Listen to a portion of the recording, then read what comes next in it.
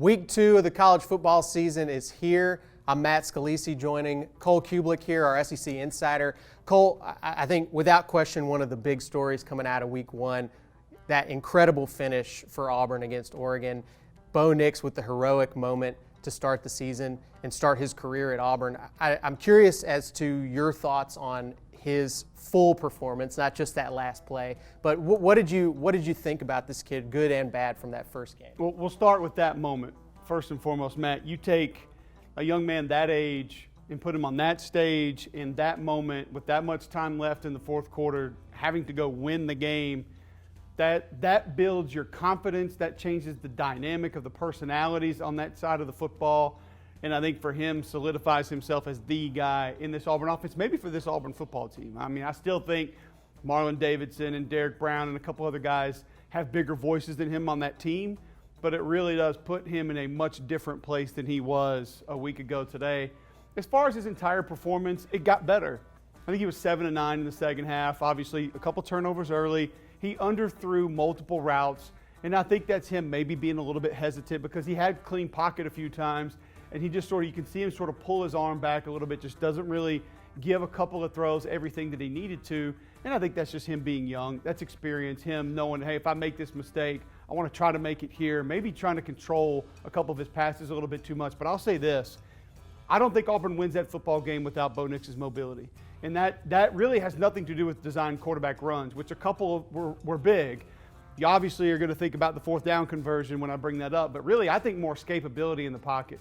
There were multiple times that different quarterbacks in recent memory would have been sacked, and Bo Nix is able to escape, help move the change, help continue drives. That aspect of his game turned out to be huge in this particular matchup. It's something that I still think they can take advantage of across the course of the year. But in this game against Oregon, he stepped up in the biggest moment, and his legs were vital, moving the change and keeping that Auburn offense on the field. So spinning this forward, that's something I want to ask you about. Do you think that becomes something that Gus starts to put a little bit more confidence in and maybe design the offense around a little bit more, Bo's mobility? Because like you said, maybe a couple of design runs, but it certainly wasn't a huge part of what they were doing offensively. Yeah, and I think the fourth down call was one that had the option to run it. I mean, that's an option play. He can tuck it and go. He knows that. If he sees a little bit of space, if he sees a crease, he's just going to tuck it, go, try to get the first down. But you saw a couple quarterback powers and a few other ones. Maybe they build on that a little bit more. I think there were a couple other of option runs where he actually dropped back and threw the ball, but he did have the option to run. They'll continue to attach things into that offense that can utilize his mobility. Are they going to live and die on it? No, because I don't think you want a true freshman who, albeit he's a thick kid, he's not built like Joey Gatewood. Sure. Where you want to give him 17, 15 designed runs per game and him have to take that pounding. He did a good job protecting himself.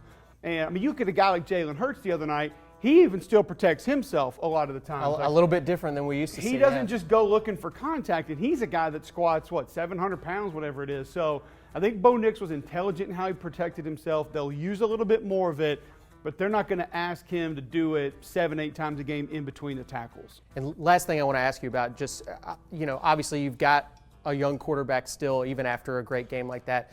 What did you think of the protection that Auburn was able to give him up front? And do you think that this is a group that's going to hold up when they get into the meat of the SEC schedule? I thought the offensive line protected okay. I thought some of the other cast of characters involved in the protection had breakdowns. A couple of the tight ends, a couple of the running backs at times allowed for some pressure to come through. That's not that the offensive line was perfect. They had a few breakdowns of their own. It's very difficult, though, Matt, to go back and really get a feel for because almost everything Auburn did was quick protection, slide protection, gap protection, play action protection, which is designed to handle things for a second or two and then the ball needs to be out. Mm-hmm. I don't believe I saw Auburn in just straight drop back 5-man protection the entire game. Now, some of that I think is because you had a young quarterback and you want to try to make life easy on him and protect him to the best you can. But you can't live on that protection for an entire season. Sure. You're going to get in 2-minute offense. You're going to get against teams who can play fewer guys in the box. You need to spread things out at some point in time. You're going to have to do that to certain defenses, and at that point in time, it's going to be on your O-line to just play straight 5-man protection, and he's going to need to drop back and survey the field. So The passing game is going to need to get a little bit more complex. The protection schemes will need to get a little bit more complex. But for week 1, against a good opponent on that stage, I would probably give the Auburn offensive line a C+, a B-, in the way they handled themselves. But some of the similarities to last year, some of the things I saw that's improved a little bit. But you take it all with a grain of salt. Number 1, because the opponent. Number 2, because it's week 1. And then obviously number 3, you had a freshman quarterback in. All right, well, that's it for today. More from Cole Cubelic later this week as we continue to preview Auburn's game against Tulane this weekend. And you can read all of our Auburn Tigers coverage over at AL.com. Look at you hopping right back in the seat. Great job.